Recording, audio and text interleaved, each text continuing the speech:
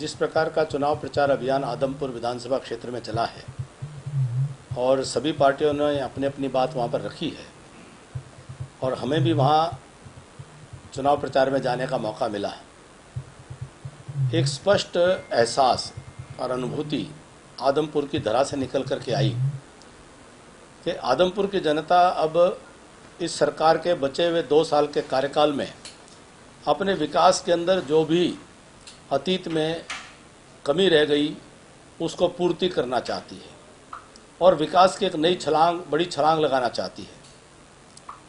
तो एक स्पष्ट राय निकल कर के आई कि आदमपुर में भारतीय जनता पार्टी की स्पष्ट एक बड़ी जीत भव्य बिश्नोई जी की वहाँ पर होने वाली है।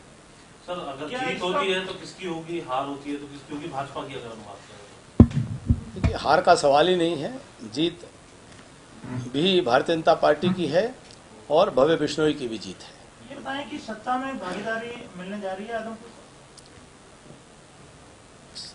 स्वाभाविक है कि जब 40 विधायक से बढ़कर के 41 विधायक कमल के फूल को लेकर के और गठबंधन की सरकार को मजबूत करेंगे तो और जो भी कोई वहाँ के विकास की योजनाओं को वहाँ के विधायक माननीय मुख्यमंत्री श्रीमान मनोहर लाल जी के सामने लेकर के आएंगे, मुझे पूरा विश्वास है कि एक बड़ी विकास की छलांग आदमपुर में लगनी चाहिए।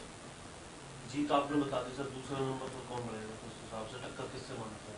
तो दूसरे तीसरे चौथे की लड़ाई है। 6 तारीख का इंतज़ार करते हैं कि दूसरे तीसरे चौथे पर कांग्रेस, आम आदमी पार्टी और इंडियन नेशनल लोकदल इनका मुकाबला है। देखिए इस बार पहाड़ों में नई रवायत, नया रिवाज लिखा जाने वाला है, नया इतिहास बनने वाला है। जिस प्रकार से उत्तराखंड में एक पुरानी रवायत को बदल करके सरकारों को जो एक सरकार और पलट पलट करके बनती थी लेकिन डबल इंजन की सरकार उत्तराखंड के अंदर बनी है, वैसे ही हिमाचल में भी इस बार डबल इंजन की सरकार भारतीय जनता पार्टी की बनने वाली है। अच्छे बहुमत के साथ बनेगी। जैसे उत्तराखंड में एक अच्छा बहुमत मिला है उसी प्रकार से हिमाचल में भी एक बहुत अच्छा बहुमत भारतीय जनता पार्टी के पक्ष में आने वाला है। देखिए गुजरात चुनाव आज घोषित हुए हैं और पूरा देश इस बात को मानता है कि गुजरात के लोग बहुत दूरदृष्टि से अपना निर्णय करते हैं और आज भारत को पूरी दुनिया के अंदर जो उसका उचित सम्मान है वो दिलाने का गौरव गुजरात की माटी, गुजरात की धरा पर जन्मे भारत के प्रधानमंत्री श्रीमान नरेंद्र भाई मोदी जी ने बढ़ाया है। वहीं तो एक लंबे समय से पूरे देश की इच्छा और मांग थी कि भारत के संविधान से अनुच्छेद 370 को समाप्त करके जम्मू कश्मीर पूरी तरह से भारत की मुख्य धारा में शामिल हो।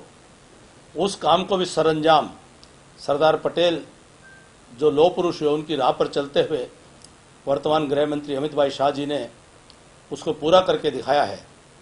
तो गुजरात की जनता वह देख रही है कि भारतवर्ष अब विश्व गुरु बनने की ओर अग्रसर है, भारत विश्व में महाशक्ति बनने की ओर अग्रसर है और ऐसे में गुजरात ने हमेशा देश को एक रास्ता दिखाया है।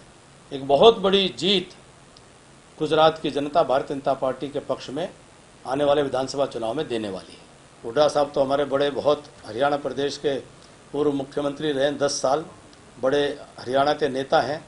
मेरी उनसे बड़ी विनम्र अनुरोध है कि वो हमने विधानसभा में भी, जब हम विधानसभा में थे, हमने बार बार निवेदन किया कि आप विधानसभा में आमने सामने इस विषय पर चर्चा करो, चर्चा से भागो मत।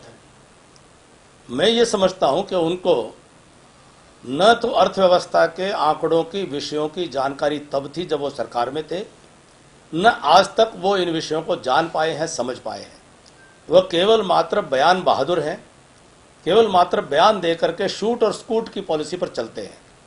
उनके बयान कभी हम सुनते हैं कि ये ओल्ड पेंशन स्कीम को लागू कर देंगे। हरियाणा उनसे पूछता है कि ओल्ड पेंशन स्कीम को खत्म हरियाणा में किसने किया था? भूपेंद्र सिंह हुड्डा के कार्यकाल में उनके कर कमलों से, उनकी कलम से ये पुरानी पेंशन स्कीम को रद्द करने का काम उन्होंने किया था। वो कृषि के, फसल के नुकसान के मुआवजे के 2 रुपये 5 रुपये के चेक हरियाणा के किसानों के मुंह पर तमाचा हुड्डा सरकार के कार्यकाल के अंदर आज भी लोगों ने अपने अपने घरों में फ्रेम करवा रखे हैं, उन्होंने दीवारों पर टांग रखे हैं 5 रुपए के, 3 रुपए के, 4 रुपए के, 7 रुपए के चेक, ये मुआवजे के चेक हुड्डा सरकार के कार्यकाल में। हमने उस निज़ाम को बदला। देखिए, जिनको स्वयं के ऊपर, अपने आप के ऊपर उनको भरोसा नहीं होता, वो हमेशा कोई ना कोई दैवीय चमत्कार की अपेक्षा करते रहते हैं। रोज मुंगेरी लाल के सपने लेकर के सोते हैं, गठबंधन टूट जाए, ये हो जाए, वो हो जाए। न नौमन तेल होगा, न राधा नाचेगी। गठबंधन मजबूती से 5 साल पूरे करेगा। 5 साल के बाद फिर से 2024 में जब चुनाव होंगे, देश और प्रदेश में भारतीय जनता पार्टी के लोग वह जनता की सेवा करते हुए फिर 5 साल के लिए नई सरकार बनाने का काम करेंगे।